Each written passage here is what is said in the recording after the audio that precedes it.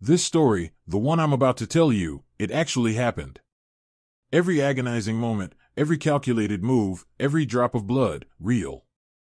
The will, crisp and official, lay on the polished mahogany table in Mr. Henderson's ornate study, its pages rustling slightly in the unnatural silence. My hand, steady despite the tremor in my heart, reached for the pen. That's when I heard it, a hushed, snickering whisper from the eldest son, Richard, aimed at his sister, Cassandra. "Look at the old fool, thinking she's worth a dime." The air in that room, already thick with the scent of old money and barely concealed animosity, curdled with their contempt, their eyes flicking over me with a malice that promised to shatter not just my inheritance, but my entire existence. The betrayal wasn't in what they said, but in the way they said it, as if I were a piece of furniture, an inconvenience, about to be unceremoniously discarded. If you genuinely enjoy our stories, please subscribe to the channel, tell us where you're from, and what time it is right now. It's always fascinating to know how far our story flows. My name is Eleanor Vance, and at 67 years old, I had devoted the past 15 years of my life to Arthur Henderson. Not as his wife, never as his wife, but as his confidant, his companion, his caretaker, and, I dare to believe, his dearest friend. We met when I was a widow, struggling to make ends meet, and he, a titan of industry, was navigating the lonely corridors of his vast estate after his own wife's passing. Our connection was immediate, built on shared intellectual curiosity, a dry wit, and a mutual appreciation for quiet evenings spent discussing everything from classical literature to the intricate workings of the stock market. He respected my mind, something few men in my life ever truly had, and I found solace and purpose in his company. I managed his household, yes, but more importantly, I managed his life. I organized his schedule, reminded him of medications, curated his social engagements, and provided the emotional anchor he desperately needed. His children, Richard and Cassandra, were adults when I came into the picture, entitled, aloof, and rarely seen unless a substantial allowance or a crisis demanded their presence. They viewed me as hired help, an interloper, a gold digger clinging to their father's coattails. Arthur, a man who built an empire from nothing, saw through their performative affection and the thinly veiled disdain they held for anyone not born into their elevated world. He often lamented their lack of drive, their endless consumption, their insatiable greed. "They think the world owes them everything, Eleanor," he'd sigh, looking out over his meticulously manicured lawns, "but they've earned nothing." These words echoed in my mind as Mr. Henderson's lawyer, a stern man named Mr. Finch, cleared his throat, adjusting his spectacles. He began to read, his voice resonating with legal gravitas, detailing Arthur's assets: the sprawling mansion in Greenwich, Connecticut, a waterfront property in Nantucket, a formidable investment portfolio, and a collection of rare antique clocks that Arthur had meticulously amassed over 5 decades. Richard, a man whose tailored suits couldn't quite hide the perpetual sneer on his face, fidgeted impatiently. Cassandra, draped in designer silk, tapped her perfectly manicured nails on her knee, her expression a mask of bored entitlement. They expected the bulk of the estate, of course. They were his blood. I expected nothing more than the comfortable severance Arthur had assured me, enough to live out my remaining years without want, perhaps a small annuity. My loyalty wasn't for sale, and Arthur knew that. But as Mr. Finch continued, a hush fell over the room, the kind that precedes a devastating storm. "To my children, Richard and Cassandra Henderson, I bequeath a stipend of $50,000 each, annually, provided they maintain gainful employment and contribute 5% of their gross income to a charity of my choosing, for a period of no less than 10 years. A gasp escaped Cassandra's lips. Richard's face, usually ready with self-importance, drained of color. 50,000? Annually? Their eyes darted to me, then back to the lawyer, incredulity warring with dawning horror. Mr. Finch paused, letting the bomb drop before delivering the next. And to Eleanor Vance, my most trusted companion and friend, who brought light and purpose back into my life, I leave the entirety of my remaining estate, including all properties, investments, and personal effects, outright. The silence that followed was deafening, broken only by a strangled choke from Richard and a sharp, disbelieving cry from Cassandra. My own heart hammered against my ribs, a dizzying mix of shock and a strange, unfamiliar warmth spreading through me. Arthur, bless his complicated, brilliant soul, had done it. He had seen me, truly seen me, and he had made his final statement. Richard, finding his voice, slammed his fist on the table. This is preposterous.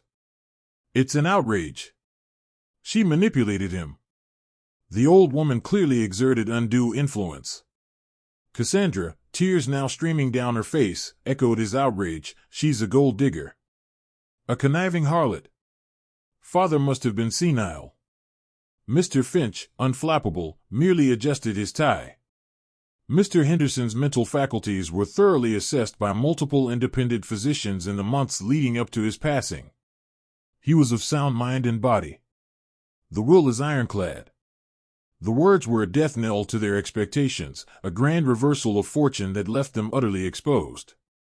They looked at me then, not with disdain, but with pure, unadulterated hatred, a venomous glare that promised retribution. I knew, in that moment, that this wasn't over. This was just the beginning of a war, and they, these spoiled, entitled heirs, were about to learn that an old woman, underestimated and dismissed, could wield a power they never imagined. The glint in their eyes, the one that said, "We will destroy you," was met by a nascent spark in my own, a fire I hadn't known I possessed, ignited by the deepest, most profound injustice I had ever experienced. I clutched the pen, the weight of Arthur's legacy, and their utter contempt, settling heavy in my hands. The game, it seemed, was well and truly afoot. The initial shock of the will's reading quickly gave way to a relentless onslaught. Richard and Cassandra wasted no time. Within 48 hours, I was served with legal papers challenging the will on every conceivable ground: undue influence, diminished capacity, fraud, even a fantastical claim of a secret marriage between Arthur and some European socialite. Their lawyers, a formidable team from a prestigious Manhattan firm, were relentless, their tactics aggressive and deeply personal.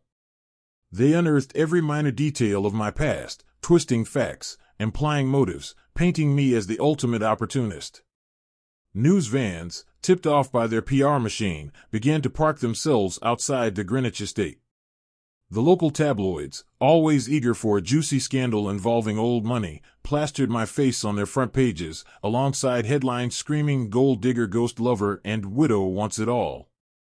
Every morning, I woke to a fresh wave of humiliation, my name dragged through the mud, my character assassinated in the court of public opinion. Richard and Cassandra seemed to revel in my discomfort. I'd see their smug faces on TV, giving carefully worded interviews, feigning heartbreak over their manipulated father, shedding crocodile tears for the cameras. "Our father was a kind, trusting soul," Richard would lament, "and this woman took advantage of his generosity in his final, vulnerable years."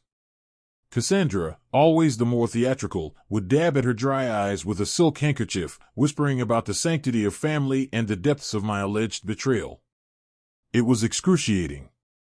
My friends, a small but loyal circle, rallied around me, offering their support, but even their reassurances couldn't entirely shield me from the sheer weight of public scorn. I felt like a criminal, though I had done nothing but live truthfully and lovingly beside Arthur. The weight of their accusations, the constant media scrutiny, the endless stream of legal documents, threatened to crush me. I was 67, a woman who had always lived with quiet dignity, and now my final years were being defined by scandal and a vicious legal battle. The early days of the legal battle were a blur of depositions and consultations with my own lawyer, a kind but somewhat overwhelmed local attorney named David Miller, whom Arthur had used for less contentious matters. David was outmatched by the sheer force and financial might of Richard and Cassandra's legal team. They had unlimited resources, an army of lawyers, and a network of contacts that ensured a steady stream of negative press. I watched as they systematically tried to dismantle my character, scrutinizing every transaction, every conversation, every moment I had shared with Arthur. They even brought in expert witnesses, psychologists who theorized about the manipulative nature of living companions, and financial analysts who exaggerated my modest background to highlight the perceived chasm between our stations. I felt like I was drowning, each day pulling me deeper into a mire of legal jargon and character assassination. One afternoon, while sitting through a particularly grueling deposition, I noticed something. Richard, despite his polished demeanor, had a habit of nervously tapping his foot when he was lying. Cassandra, always theatrical, would subtly adjust her pearl necklace when she was fabricating a story. Small tells, easily missed, but to a woman who had spent a lifetime observing human behavior, there were subtle cracks in their carefully constructed facade. I started listening more closely, not just to the words, but to the rhythm, the cadence, the unspoken truths hidden beneath their polished lies. I remembered Arthur's cynical but insightful observations about his children. Richard, he once mused, has always believed his own press. He's never had to earn anything, so he believes he's naturally superior. Arrogance is his armor, but it's also his greatest weakness. Of Cassandra, he'd said, Cassandra sees the world as a stage, and she's always playing a role. She's brilliant at manipulation, but she's also deeply insecure, constantly seeking validation. These memories, Arthur's words, were a flicker of light in the growing darkness. They gave me a new lens through which to view the circus unfolding around me. I began to understand that their arrogance was not just a personality trait, it was a strategy. They believed they were untouchable, that their wealth and social standing insulated them from any real consequences. This conviction, born of a lifetime of privilege, made them sloppy. They assumed I was an easy target, a frail old woman who would buckle under pressure. This assumption was their first mistake. I started taking meticulous notes, not just on the legal proceedings, but on their behavior, their inconsistencies, the small cracks in their stories. I remembered specific conversations with Arthur, details about his finances, his relationships, his deepest resentments towards his children. I recalled how Arthur had, years ago, subtly begun to divest himself of certain assets, moving them into trusts and shell corporations that only he, and occasionally I, knew about. He had a deep-seated distrust of his children's financial acumen, fearing they would squander his legacy. I've seen too many fortunes crumble, Eleanor, he'd confided, because the heirs saw it as a never-ending fount, not a carefully cultivated garden. These were the seeds of suspicion, slowly germinating into a powerful force within me. Their public bravado, their confident lies, were beginning to unravel under the weight of my quiet, meticulous observation. The humiliation still stung, the public degradation still burned, but beneath it, a steely resolve was forming. The old woman they dismissed was watching, listening, and remembering.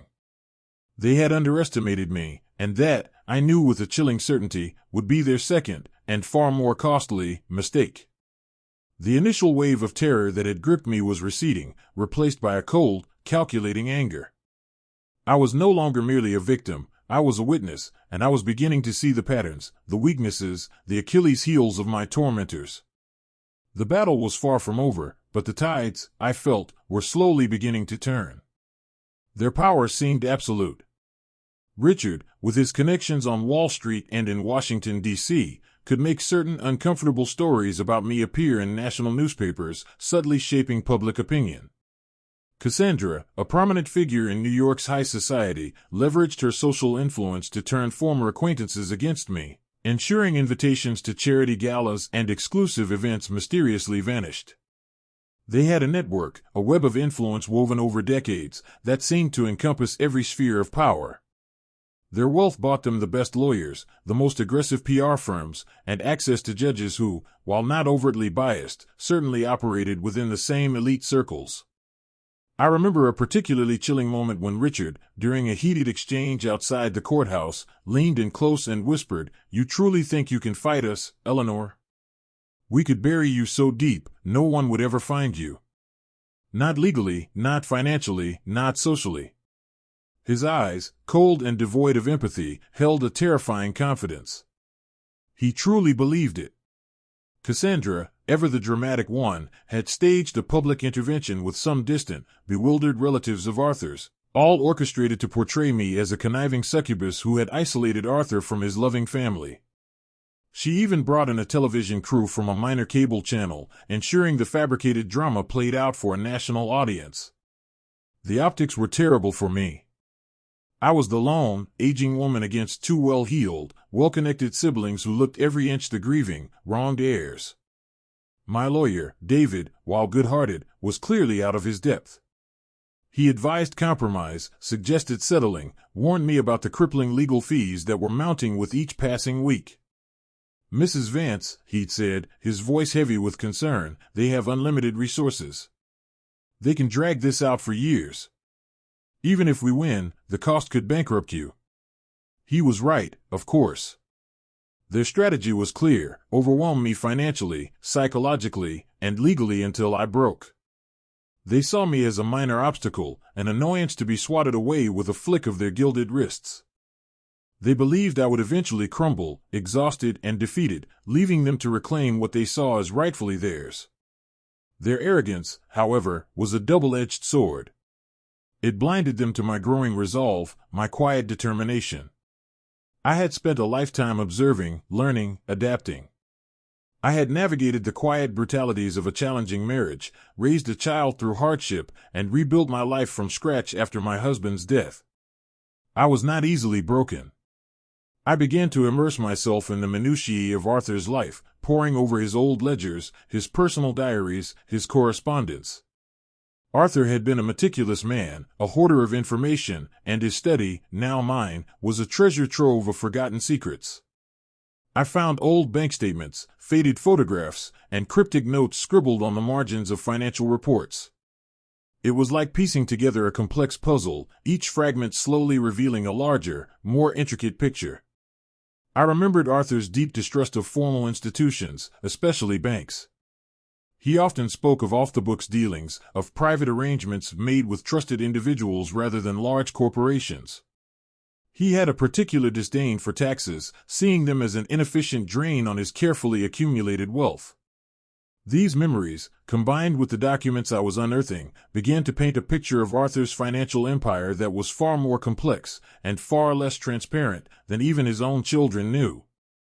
I discovered a series of numbered accounts in offshore banks, shell companies registered in distant, obscure jurisdictions, and a vast, intricate network of trusts and holding companies, all designed to evade scrutiny and minimize taxes. Arthur had been a master of financial obfuscation, a legal magician who could make assets disappear and reappear at will. Crucially, I found a leather-bound journal, hidden beneath a false bottom in his antique desk, that detailed many of these dealings, complete with dates, amounts, and the names of individuals involved. It was Arthur's secret financial diary, a meticulously kept record of his hidden empire. And, to my astonishment, it contained several entries detailing Richard and Cassandra's own questionable financial dealings, their attempts to siphon funds from their father's less protected accounts, their exorbitant spending habits, and their reckless investments. Arthur, it seemed, had been keeping tabs on them, meticulously documenting their transgressions, almost as if he anticipated a day when such information would be needed. He had been preparing for this war long before he died. The realization hit me with the force of a physical blow. Arthur hadn't just left me his estate, he had left me the weapons to defend it, and perhaps, to dismantle his children's carefully constructed lives. The despair that had threatened to consume me began to recede, replaced by a cold, righteous anger. The humiliation, the public shaming, the constant attacks, they hadn't broken me. They had forged me. I wasn't just fighting for Arthur's legacy anymore, I was fighting for my own dignity, my own truth. I was an old woman, yes, but I was also cunning, patient, and underestimated. And now, I had a secret weapon, one that Richard and Cassandra couldn't possibly anticipate. The game was no longer about defending myself, it was about offense. It was about turning their own hubris against them. The glint in my eye, once a spark, was now a steady, burning flame. I would make them pay. The memory of Richard's condescending whisper, Cassandra's theatrical tears, fueled a fire in my belly that I hadn't known I possessed. They wanted a war? They were about to get one, fought on my terms, with Arthur's ghost as my silent, powerful ally. I sat in Arthur's study, surrounded by his books, his art, his quiet legacy, and began to formulate my plan. The first step was to find a new lawyer, someone with the intellectual heft and moral courage to take on the Henderson machine, someone who understood that sometimes the most powerful blows are struck not with brute force, but with precision and cunning. I knew exactly who to call. My resolve hardened, taking on the brittle strength of old bone. The pity party was over. The tears, shed in the lonely hours of the night, had dried. I was no longer Eleanor Vance, the grieving companion, or Eleanor Vance, the vilified gold digger. I was Eleanor Vance, the strategist, the inheritor of a legacy far more complex than anyone, even Arthur's children, could fathom. The turning point came, not with a dramatic flourish, but with a quiet, steely determination. I sat at Arthur's massive mahogany desk, the very one where he had once held court, and spread out the contents of his hidden journal. The cryptic entries, once baffling, now shone with crystalline clarity. Arthur hadn't just amassed a fortune, he had meticulously documented the vulnerabilities of his own children. He had known, with chilling prescience, what they were capable of, and he had laid a trap, a long-game strategy that only a mind as sharp and subtle as his could devise. The journal detailed a decade of financial malfeasance by Richard and Cassandra, unauthorized transfers from corporate accounts, dubious investments that funneled money into their personal coffers, shell companies they used to hide lavish expenses, and outright tax evasion schemes. The evidence was damning, meticulously recorded, often with Arthur's own sardonic commentary. He hadn't just been observing, he had been collecting. It was as if he had been preparing this dossier for years, a final, devastating act of paternal disapproval. My first call was not to David Miller, who, despite his good intentions, was simply not equipped for this level of legal warfare. Instead, I contacted a name Arthur had once mentioned in passing, a man he referred to as the Bulldog. Elias Thorne, a legendary, notoriously expensive, and utterly ruthless litigator known for tearing apart corporate titans and dismantling seemingly impregnable legal defenses. Thorne had a reputation for accepting only the most challenging, high-stakes cases, and for charging exorbitant fees, which, thanks to Arthur's will, I could now afford. When I met Thorne in his austere, glass-walled office overlooking Central Park, he was everything his reputation promised, sharp-suited, silver-haired, with eyes that seemed to miss nothing. I laid out Arthur's journal, the intricate web of offshore accounts, the shell corporations, and Richard and Cassandra's documented transgressions. Thorne listened, his expression unreadable, occasionally interjecting with a terse question. When I finished, he closed the journal, tapped it thoughtfully, and a faint smile touched his lips. "Mrs. Vance," he said, his voice a low rumble, "Arthur Henderson was a very clever man. And you, it seems, are a very underestimated woman. This isn't just a will contest anymore. This is a grandmaster chess game, and your opponents just made a series of very foolish moves." He took the case. My instruction was simple, I wanted them to kneel. Not literally, perhaps, but figuratively. I wanted their pride shattered, their public image ruined, their financial empires dismantled. I wanted them to feel every ounce of the humiliation and contempt they had so carelessly heaped upon me. Thorne's strategy was meticulous. We wouldn't just defend the will, we would go on the offensive. We would expose their financial crimes, not just to reclaim Arthur's estate, but to utterly destroy their reputations and their carefully constructed lives. The first step was to gather additional evidence, legally accessing bank records and corporate documents that would corroborate Arthur's journal. Thorne's team, a formidable cohort of forensic accountants and legal researchers, descended upon the Henderson family's financial history like a pack of wolves. The second step was to leverage the media, not for scandal, but for truth. Thorne believed in controlling the narrative. "They used the press to smear you, Mrs. Vance," he stated. "We will use it to expose them." We began to feed carefully selected leaks to investigative journalists, hinting at major financial improprieties within the Henderson family's affairs. The tone was no longer about a grieving old man's manipulated will, but about a powerful family's alleged corruption. The initial articles were speculative, whispers in the financial press, but they planted seeds of doubt.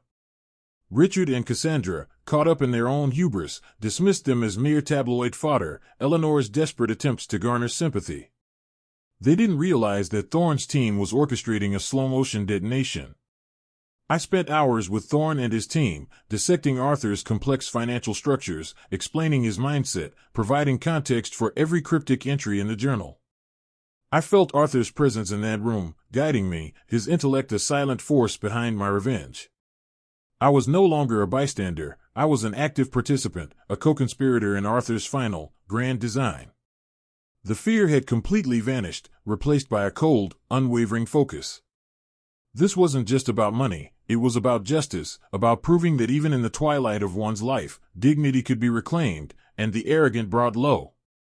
The battlefield had shifted, and Richard and Cassandra, still basking in the false glow of their perceived invincibility, were about to realize they were fighting a war they were never equipped to win, against an adversary they had dismissed as insignificant. The hunt had begun, and the prey, unaware, was still strutting. The war escalated with chilling precision. Thorne, the bulldog he was, didn't just file a countersuit, he launched a full-scale legal assault. He filed motions alleging fraud, embezzlement, and tax evasion against Richard and Cassandra, not just in civil court but also hinting at criminal implications. The documents were meticulously prepared, cross-referencing Arthur's journal with bank statements, corporate filings, and even flight logs that showed Richard's frequent trips to offshore banking havens. The sheer volume and damning nature of the evidence were overwhelming. The initial shockwave hit Richard first. His friends on Wall Street, sensing a potential scandal that could tarnish their own reputations, began to distance themselves. Investment opportunities dried up, and an internal investigation was quietly launched at his firm.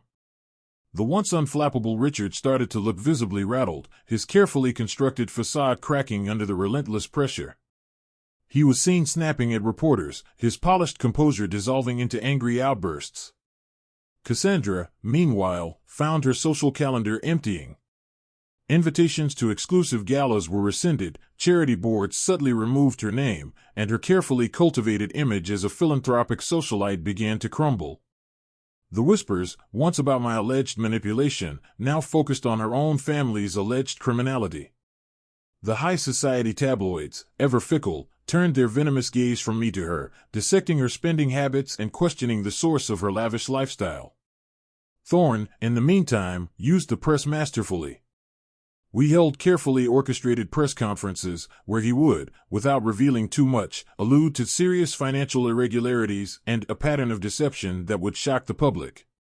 He positioned me not as a gold digger, but as a brave woman fighting for truth and justice against a powerful, corrupt family. The narrative shifted dramatically.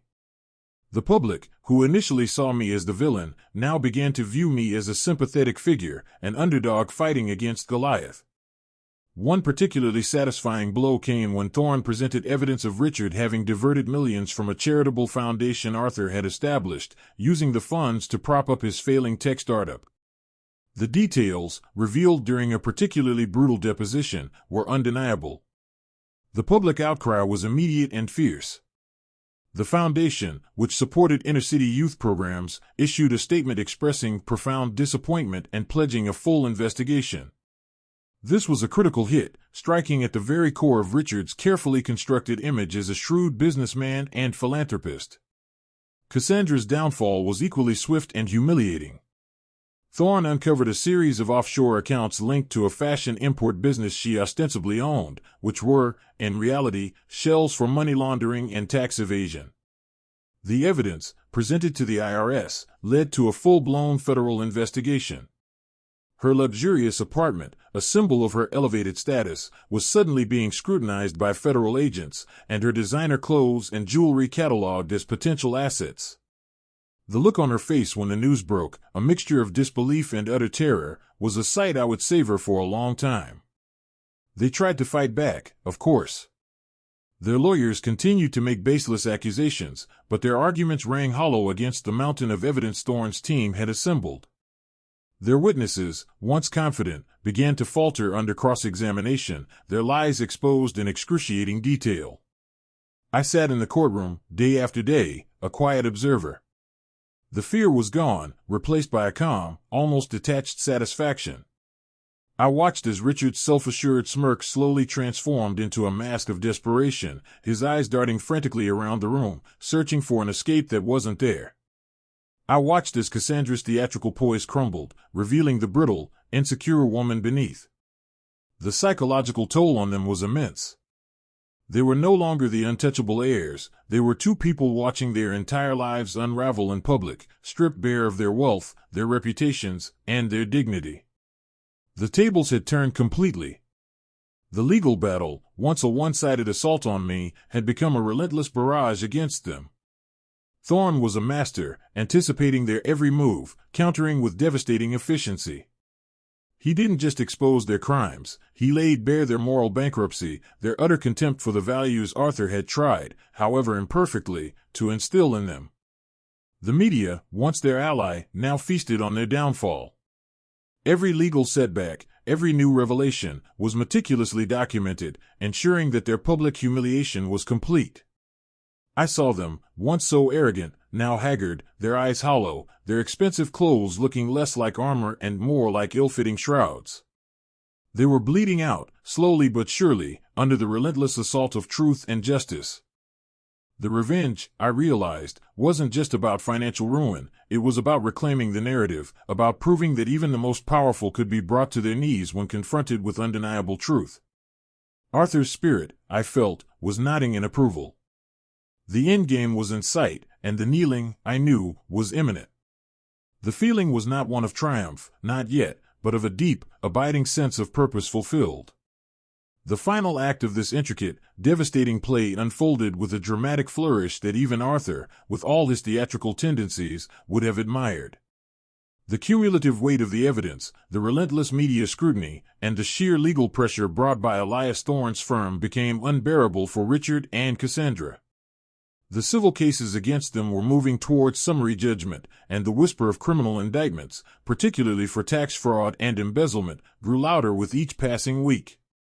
Richard's investment firm, unable to weather the scandal, had been forced into a humiliating liquidation, his personal assets frozen, and his reputation utterly shredded.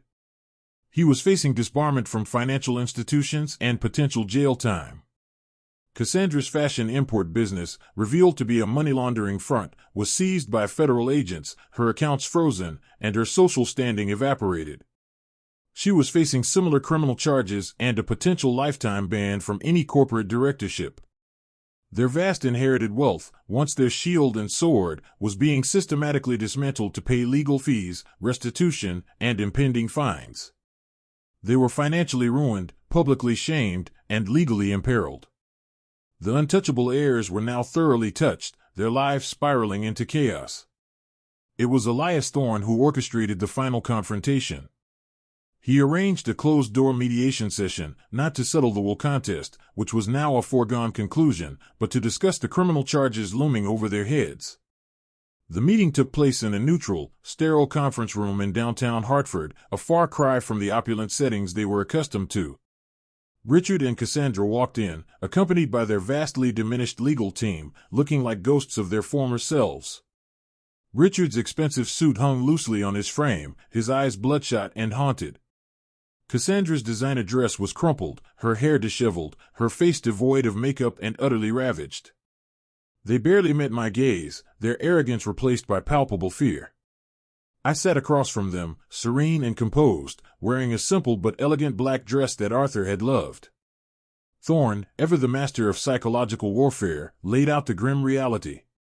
He presented the irrefutable evidence for their financial crimes, the statutes they had violated, and the severe penalties they faced. He spoke in calm, measured tones, but his words were like hammer blows, each one chipping away at their last vestiges of hope. Your father, Thorne stated, his voice devoid of emotion, was a meticulous man. He documented everything. Every diversion of funds, every fraudulent scheme, every penny you took from his trusts without his knowledge. He knew what you were doing, and he prepared for this moment. The accusation hung heavy in the air, a final, crushing blow from their deceased father. Richard finally broke. He looked at me, his eyes pleading, no longer sneering.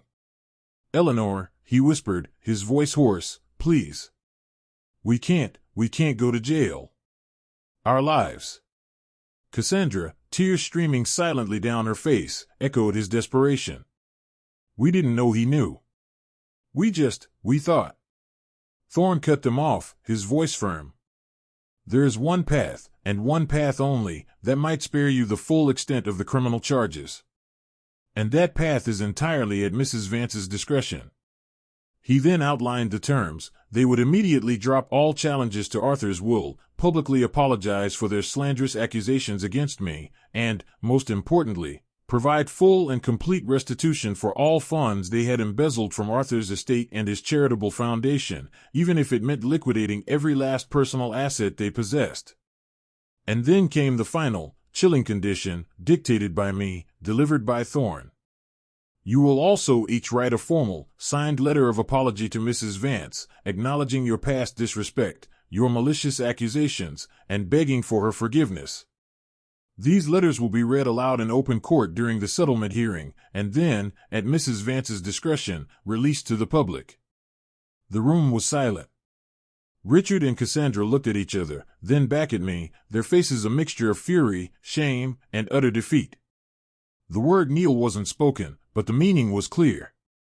They had to humble themselves, utterly and completely, before the woman they had scorned. Their pride, their most cherished possession, was being demanded as the ultimate sacrifice. It took hours of agonizing negotiation, but with the threat of federal indictment hanging over their heads, they eventually capitulated. They signed the agreements, their hands trembling. They drafted the letters, their expressions etched with humiliation. The public apology in court, a humiliating spectacle where they read their own words of regret, was broadcast on local news. Their faces, once so smug, were now raw with anguish. The media coverage was brutal, a detailed account of their downfall, their wealth stripped, their reputations annihilated. The revenge was complete. I watched as their world crumbled, piece by piece, not with joy, but with a quiet, profound sense of justice. Arthur's legacy was secured, his intentions honored. And the old woman they had dismissed as an easy mark had indeed made the wealthy heirs kneel. I walked out of that conference room and into the late afternoon sun, a woman utterly free, utterly vindicated. The weight of years of silent observation, of Arthur's wisdom, and of my own quiet strength had culminated in this precise moment. It was a victory not of malice, but of truth. The estate was mine, Arthur's legacy secure, and Richard and Cassandra were left with nothing but the bitter ashes of their own hubris. They vanished from public life, their names now synonymous with scandal and disgrace. I never saw them again. The grand mansion in Greenwich became my home, filled with Arthur's cherished antique clocks, their gentle ticking a comforting rhythm against the quiet. I established a foundation in Arthur's name, dedicated to supporting underprivileged students, using the very money Richard and Cassandra had tried to steal. It was a testament to Arthur's true spirit, a legacy of generosity rather than greed. The quiet satisfaction that settled over me was not born of cruelty, but of profound vindication. I had honored Arthur's trust, protected his memory, and proved that decency, even in the face of ruthless power, could ultimately prevail.